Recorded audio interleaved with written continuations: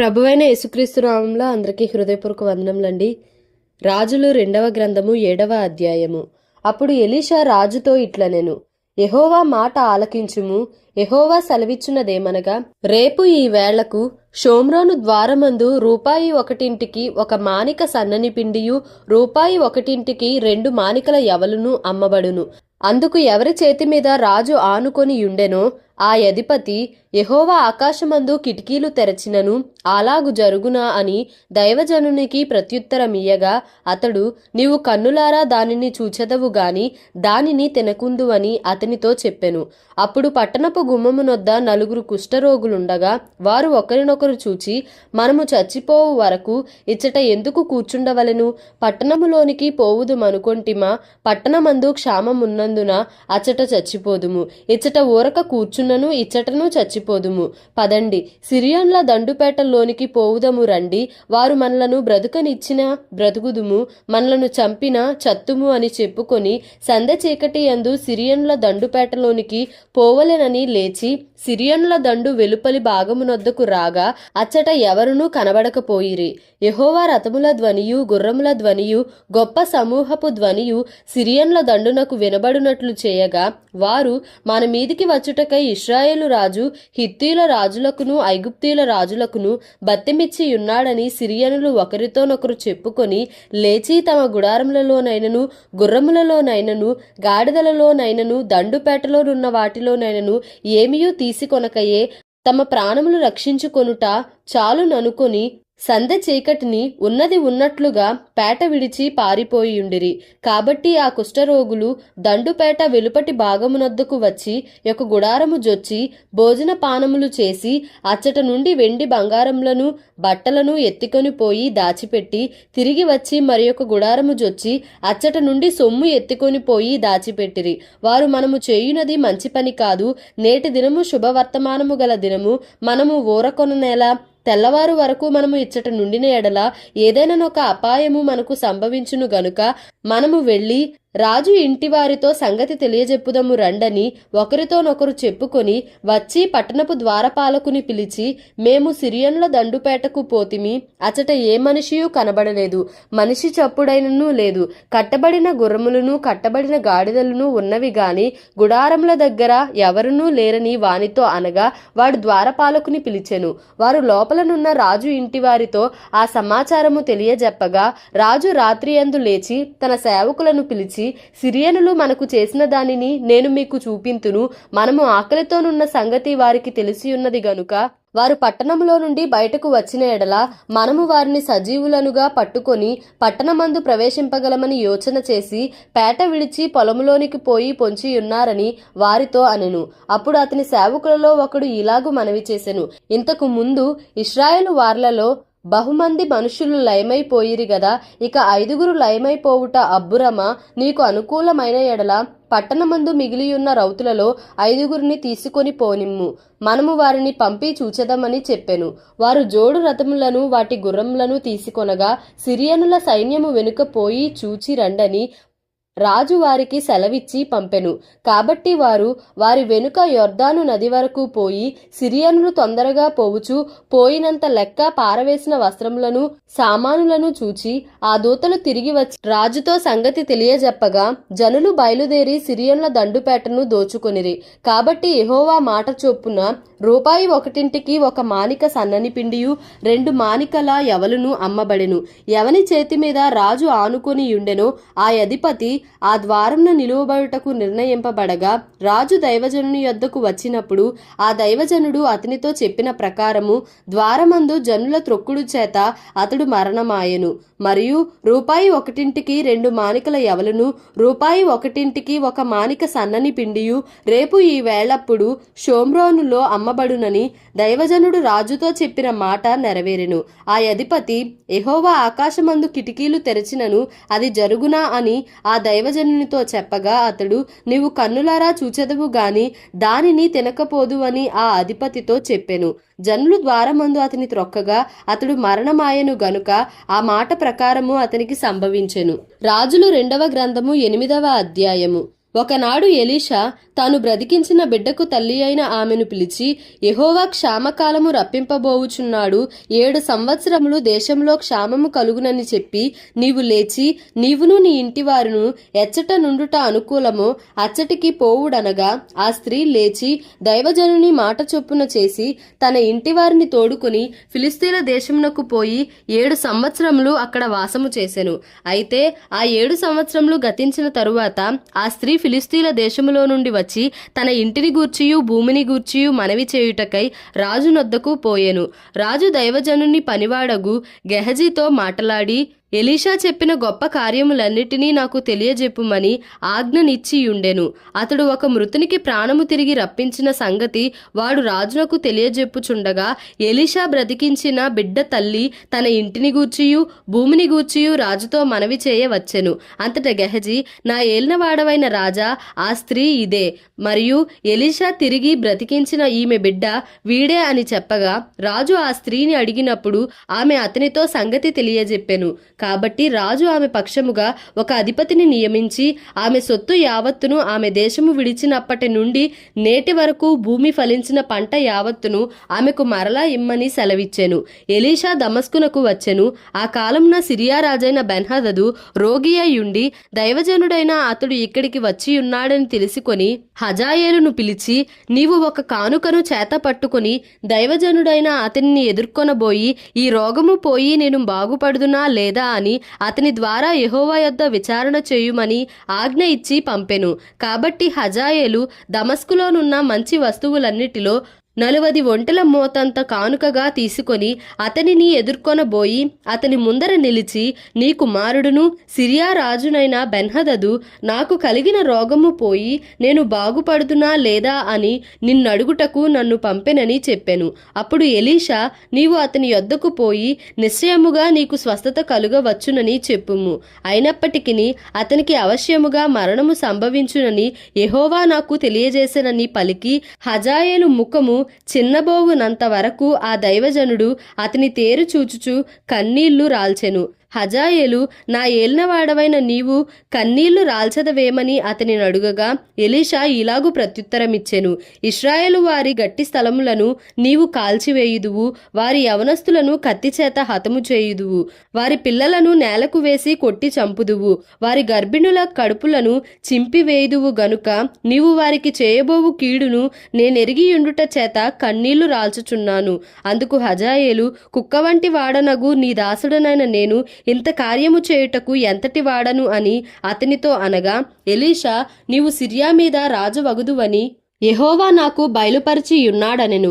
అతడు ఎలీషాను విడిచి వెళ్ళి తన యజమానుని యొద్దకు రాగా, అతడు, ఎలీషా నీతో చెప్పినదేమని అడుగగా, అతడు, నిజముగా నీవు బాగుపడుదువని అతడు చెప్పెననెను. అయితే మరునాడు హజాయేలు ముదుగుబట్ట తీసుకొని నీటిలో ముంచి రాజు ముఖము మీద పరచగా అతడు చచ్చెను. అప్పుడు హజాయేలు అతనికి మారుగా రాజాయెను. అహాబు కుమారుడును ఇశ్రాయేలు వారికి రాజునైన యెహోరాము ఏలుబడిలో 5వ సంవత్సరమందు యెహోషాపాతు యూదారాజయ్యుండగా, యూదారాజైన యెహోషాపాతు కుమారుడైన యెహోరాము ఏలనారంభించెను. అతడు ఏలనారంభించినప్పుడు 32 ఏండ్ల వాడయ్యుండి యెరూషలేమందు 8 సంవత్సరములు ఏలెను. ఇతడు అహాబు కుమార్తెను పెండ్లి చేసుకొని ఉండెను గనుక అహాబు కుటుంబీకుల వలనే ఇతడును ఇశ్రాయేలు రాజులు ప్రవర్తించినట్లు ప్రవర్తించుచు యెహోవా దృష్టికి చెడుతనము జరిగించెను. అయినను యెహోవా సదాకాలము తన సేవకుడగు దావీదునకును అతని కుమారులకును దీపము నిలిపెదనని మాట ఇచ్చి ఉండెను గనుక అతని జ్ఞాపకము చేత యూదాను నశింపజేయుటకు ఆయనకు మనస్సు లేకపోయెను. ఇతని దినములలో ఎదోమీయులు యూదారాజునకు ఇక లోబడుట మాని అతని మీద తిరుగుబాటు చేసి తమ మీద నొకని రాజుగా నియమించుకొనినందున యెహోరాము తన రథములన్నిటినీ తీసుకొని పోయి జాయీరు అను స్థలమునకు వచ్చి రాత్రివేళ లేచి తన చుట్టూనున్న ఎదోమీయులను రథముల మీది అధిపతులను హతము చేయగా జనులు తమ తమ గుడారములకు పారిపోయిరి. అయితే నేటి వరకును ఎదోమీయులు తిరుగుబాటు చేసి యూదావారికి లోబడకయే ఉన్నారు. మరియు ఆ సమయమందు లిబ్నా పట్టణమును తిరుగబడెను. యెహోరాము చేసిన ఇతర కార్యములను గూర్చియు అతడు చేసిన దానినంతటిని గూర్చియు యూదా రాజుల వృత్తాంతముల గ్రంథమందు వ్రాయబడి ఉన్నది. యెహోరాము తన పితరులతో కూడా నిద్రించి తన పితరుల సమాధిలో దావీదు పురమునందు పాతిపెట్టబడెను. అతని కుమారుడైన అహజ్యా అతనికి మారుగా రాజాయెను. అహాబు కుమారుడును ఇశ్రాయేలు రాజునైన యెహోరాము ఏలుబడిలో 12వ సంవత్సరమందు యూదా రాజైన యెహోరాము కుమారుడైన అహజ్యా ఏలనారంభించెను. అహజ్యా ఏలనారంభించినప్పుడు 22 వాడైయుండి యెరూషలేములో 1 సంవత్సరము ఏలెను. అతని తల్లి పేరు అతల్య. ఈమె ఇశ్రాయేలు రాజైన ఒమ్రీ కుమార్తె. అతడు అహాబు కుటుంబీకుల ప్రవర్తనను అనుసరించుచు వారి వలనే యెహోవా దృష్టికి చెడుతనము జరిగించెను. అతడు అహాబు ఇంటివారికి అల్లుడు. అతడు అహాబు కుమారుడైన యెహోరాముతో కూడా రామోత్ గిలాదునందు సిరియా రాజైన హజాయేలుతో యుద్ధము చేయ బయలుదేరగా సిరియనులు యెహోరామును గాయపరచిరి. రాజైన యెహోరాము సిరియా రాజైన హజాయేలుతో రామాలో యుద్ధము చేసినప్పుడు సిరియనుల వలన తాను పొందిన గాయములను బాగు చేసుకొనుటకై యెజ్రెయేలు ఊరికి తిరిగి రాగా యూదా రాజైన యెహోరాము కుమారుడైన అహజ్యా అహాబు కుమారుడైన యెహోరాము రోగి ఆయనని తెలుసుకొని అతని దర్శించుటకై యెజ్రెయేలు ఊరికి వచ్చెను. రాజులు 2వ గ్రంథము 9వ అధ్యాయము. అంతటా ప్రవక్తయగు ఎలీషా ప్రవక్తల శిష్యులలో ఒకనిని పిలువనంపించి అతనితో ఇట్లనెను, నీవు నడుము బిగించుకొని ఈ తైలపు గిన్నె చేత పట్టుకొని రామోత్ గిలాదునకు పోయి అచ్చట ప్రవేశించినప్పుడు నింషీకి పుట్టిన యెహోషాపాతు కుమారుడైన యెహూ ఎక్కడనున్నాడని తెలుసుకొని అతనిని దర్శించి అతని సహోదరుల మధ్య నుండి అతనిని చాటుగా రప్పించి లోపలి గదిలోకి అతనిని పిలుచుకొని పోయి తైలపు గిన్నె తీసుకొని అతని తల మీద తైలము పోసి, నేను నిన్ను ఇశ్రాయేలు మీద పట్టాభిషిక్తునిగా చేసితినని యెహోవా సెలవిచ్చుచున్నాడని అతనితో చెప్పి ఆలస్యము చేయక తలుపు తీసి పారిపొమ్ము. యవనుడైన ఆ ప్రవక్త పోవలెనని బయలుదేరి రామోత్ గిలాదునకు వచ్చినప్పటికీ వచ్చునప్పటికీ సైన్యాధిపతులు కూర్చునియుండిరి. అప్పుడతడు, అధిపతి, నీకొక సమాచారము తెచ్చితినని చెప్పగా యెహూ ఇందరిలో అది ఎవరిని గూర్చినదని అడుగగా అతడు, అధిపతి, నిన్ను గూర్చినదే అనెను. అందుకు యెహూ లేచి ఇంటిలో ప్రవేశించెను. అప్పుడు ఆ యవనుడు అతని తల మీద తైలము పోసి అతనితో ఇట్లనెను, ఇశ్రాయేలు దేవుడైన యెహోవా సెలవిచ్చున్నదేమనగా, యెహోవా జనులైన ఇశ్రాయేలు వారి మీద నేను నిన్ను పట్టాభిషిక్తునిగా చేయుచున్నాను. కాబట్టి నా సేవకులైన ప్రవక్తలను హతము చేసిన దానిని బట్టియు యెహోవా సేవకులందరినీ హతము చేసిన దానిని బట్టియు యెజెబెలునకు ప్రతీకారము చేయునట్లు నీవు నీ యజమానుడైన అహాబు సంతతి వారిని హతము చేయుము. అహాబు సంతతి వారందరూ నశింతురు.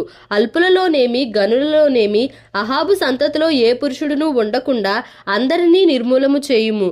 నెబాతు కుమారుడైన యరొబాము కుటుంబీకులను అహియా కుమారుడైన బయషా కుటుంబీకులను నేను అప్పగించినట్లు అహాబు కుటుంబీకులను నేను అప్పగించుదును. యెజెబెలు పాతి పెట్టబడక యెజ్రెయేలు భూభాగమందు కుక్కల చేత తినివేయబడును. ఆ యవనుడు ఈ మాటలు చెప్పి తలుపు తీసి పారిపోయెను. యెహూ బయలుదేరి తన యజమానుని సేవకుల యొద్దకు రాగా ఒకడు, ఏమి సంభవించినది? ఆ వెర్రివాడు నీ యొద్దకు వచ్చిన హేతువేమని అతని అడుగగా అతడు, వానిని వాని మాటలు మీరెరిగేయున్నారని చెప్పెను. కాబట్టి వారు అదంతయు వట్టిది, జరిగిన దానిని మాకు తెలియజెప్పుమనగా అతడిట్లనెను, నేను నిన్ను ఇశ్రాయేలు మీద పట్టాభిషిక్తునిగా చేయుచున్నానని యెహోవా సెలవిచ్చుచున్నాడని అతడు నాతో చెప్పెను. అంతటా వారు అతి వేగిరముగా తమ తమ వస్త్రములు పట్టుకొని మెట్ల మీద అతని క్రింద పరచి బాకా ఊదించి యెహూ రాజయ్యున్నాడని చాటించిరి. ఈ ప్రకారము నింషికి పుట్టిన యెహోషాపాతు కుమారుడైన యెహూ యెహోరాము మీద కుట్ర చేసెను. అప్పుడు యెహోరామును ఇశ్రాయేలు వారందరూ సిరియా రాజైన హజాయేలును ఎదిరించుటకై రామోత్ గిలాదు దగ్గర కావలియుండిరి. అయితే యెహోరాము సిరియా రాజైన హజాయేలుతో యుద్ధము చేయుచుండగా సిరియనుల వలన తాను పొందిన గాయములను బాగు చేసి కొనుటకై యెజ్రెయేలు ఊరికి తిరిగి వచ్చియుండెను. అంతటా యెహూ, నీకు అనుకూలమైతే ఈ సంగతి తెలియబడకుండునట్లు ఈ పట్టణములో నుండి ఎవనినైనను యెజ్రెయేలు ఊరికి తప్పించుకొని పోనీయకుమని ఆజ్ఞ ఇచ్చి రథము ఎక్కి యెజ్రెయేలు ఊరిలో యెహోరాము మంచము పట్టియుండగా అచ్చటికి పోయెను. మరియు యూదారాజైన అహజ్యా యెహోరామును దర్శించుటకై అచ్చటికి వచ్చియుండెను. యెజ్రెయేలు గోపురము మీద కావలివాడు నిలిచియుండి యెహూతో కలిసి వచ్చుచున్న సైన్యమును చూచి సైన్యం ఒకటి నాకు కనబడుచున్నదని తెలియజెప్పగా యెహోరాము ఒక రౌతును పిలిచి వారిని ఎదుర్కొనబోయి సమాధానముగా వచ్చుచున్నారా అని అడుగుమని చెప్పి పంపుమని వానితో సెలవిచ్చెను. కాబట్టి ఒకడు గుర్రం ఎక్కిపోయి అతనిని ఎదుర్కొని సమాధానముగా వచ్చుచున్నారా అని అడుగుమని రాజు నన్ను పంపెననగా యెహూ సమాధానముతో నీకేమి పని, నీవు నా వెనుకకు తిరిగి రమ్మని వానితో చెప్పగా ఆ కావలివాడు పంపబడినవాడు వారిని కలుసుకొనెను గాని తిరిగి రాక నిల్చెనని సమాచారము తెలిపెను. రాజు రెండవ రౌతును పంపగా వాడు వారి యొద్దకు వచ్చి సమాధానముగా వచ్చుచున్నారా అని అడుగుమని రాజు నన్ను పంపెననగా యెహూ సమాధానముతో నీకేమి పని, నా వెనుకకు తిరిగి రమ్మని వానితో చెప్పెను. అప్పుడు కావలివాడు వీడును వారిని కలుసుకొని తిరిగి రాక నిలిచెను. మరియు అతడు వెర్రి తోలడము తోలుచున్నాడు గనుక అది నింషీ కుమారుడైన యెహూ తోలడము వలెనే యున్నదనెను. రథము సిద్ధము చేయుమని యెహోరాము సెలవీయగా వారు అతని రథము సిద్ధము చేసిరి. అప్పుడు ఇశ్రాయేలు రాజైన యెహోరామును యూదా రాజైన అహజ్యాయును తమ తమ రథములనెక్కి యెహూను కలియబోయి యెజ్రెయేలీయుడైన నాబోతు భూభాగమందు అతనిని ఎదుర్కొనిరి. అంతట యెహోరాము యెహూను చూచి యెహూ సమాధానమా అని అడుగగా యెహూ నీ తల్లి అయిన యెజబెలు జారత్వములను చిల్లంగితనములను ఇంత అపరిమితమై ఉండగా సమాధానం ఎక్కడ నుండి వచ్చుననెను. యెహోరాము రథము త్రిప్పి అహజ్యా ద్రోహము జరుగుచున్నదని అహజ్యాతో చెప్పి పారిపోయెను. తన బలము కొలది విల్లు ఎక్కుపెట్టి యెహోరామును భుజముల మధ్య కొట్టగా బాణము అతని గుండె గుండా దూసిపోయెను గనుక అతడు తన రథమునందే ఎరుగెను. కాగా యెహూ తన అధిపతి అయిన బిద్కరును పిలిచి ఇట్లనెను, అతని ఎత్తి యెజ్రెయేలీయుడైన నాబోతు భూభాగమందు పడవేయుము. మనమిద్దరమును అతని తండ్రి అయిన అహాబు వెనుక గుర్రములెక్కి వచ్చినప్పుడు యెహోవా అతని మీద ఈ శిక్ష మోపిన సంగతి జ్ఞాపకము చేసుకొనుము. అప్పుడు యెహోవా సెలవిచ్చినదేమనగా నిశ్చయముగా నాబోతు రక్తమును వాని కుమారుల రక్తమును నిన్నటి దినమున నేను చూచితిని గనుక ఈ భూభాగమందు నేను దానికి ప్రతీకారము చేయుదును. ఇదే యెహోవా వాక్కు. కాబట్టి నీవు యెహోవా మాట చొప్పున అతని ఎత్తి ఈ భూభాగమందు పడవేయుము అనెను. యూదా రాజైన అహజ్యా జరిగిన దాని చూచి వనములోని నగరి మార్గముగా పారిపోయెను. అయినను యెహూ అతని తరిమి రథమునందు అతని హతము చేయుడని ఆజ్ఞ ఇచ్చెను గనుక వారు ఇబ్లెయాము దగ్గరనున్న గూరునకు పోవు మార్గమందు అతని కొట్టగా అతడు మెగిద్దోకు పారిపోయి అచ్చట మరణమాయెను. అప్పుడు అతని సేవకులు అతనిని రథము మీద వేసి యెరూషలేమునకు తీసుకొని పోయి దావీదు పురమందు అతని పితరుల సమాధిలో అతని పాతిపెట్టిరి. అహజ్యా అహాబు కుమారుడైన యెహోరాము ఏలుబడిలో 11వ సంవత్సరమందు యూదాను ఏలనారంభించెను. యెహూ యెజ్రెయేలు ఊరికి వచ్చిన సంగతి యెజబెలునకు వినబడెను గనుక ఆమె తన ముఖమునకు రంగు పూసికొని శిరోభూషణములు ధరించుకొని కిటికీలో నుండి కనిపెట్టి చూచుచుండగా యెహూ గుమ్మము ద్వారా ప్రవేశించెను. ఆమె అతనిని చూచి నీ యజమానుని చంపినవాడా, జిమ్రీ వంటివాడా, నీవు సమాధానముగా వచ్చుచున్నావా అని అడుగగా అతడు తల ఎత్తి కిటికీ తట్టు చూచి నా పక్షమందున్న వారెవరని అడుగగా 2-3 పరిచారకులు పైనుండి తొంగి చూచిరి. దీనిని క్రింద పడద్రోయుడని అతడు చెప్పగా వారు దానిని క్రిందికి పడద్రోసినందున దాని రక్తంలో కొంత గోడ మీదను గుర్రముల మీదను చిందెను. మరియు గుర్రముల చేత అతడు దానిని త్రొక్కించెను. అతడు లోపల ప్రవేశించి అన్నపానములు చేసిన తరువాత ఆ శాపగ్రస్తురాలు రాజకుమార్తె గనుక మీరు వెళ్ళి దానిని కనుగొని పాతిపెట్టుడని ఆజ్ఞ ఇయ్యగా వారు దానిని పాతిపెట్టబోయిరి. అయితే దాని కపాలమును పాదములను అరచేతులను తప్ప మరి ఏమీయూ కనబడలేదు. వారు తిరిగి వచ్చి అతనితో ఆ సంగతి తెలియజెప్పగా అతడిట్లనెను, ఇది యెజబెలని ఎవరునూ గుర్తుపట్టలేకుండా యెజ్రెయేలు భూభాగమందు కుక్కలు యెజబెలు మాంసమును తినును. యెజబెలు యొక్క కళేబరము యెజ్రెయేలు భూభాగమందున్న పెంటవలే నుండును అని తన సేవకుడును తిష్బీయుడు నగు ఏలియా ద్వారా యెహోవా సెలవిచ్చిన మాట చొప్పున ఇది జరిగెను. దేవుడి పరిశుద్ధ వాక్యంను మన వినికిడిలో దీవించి ఆశీర్వదించునుగాక. Amen. Please like, share and subscribe for more videos.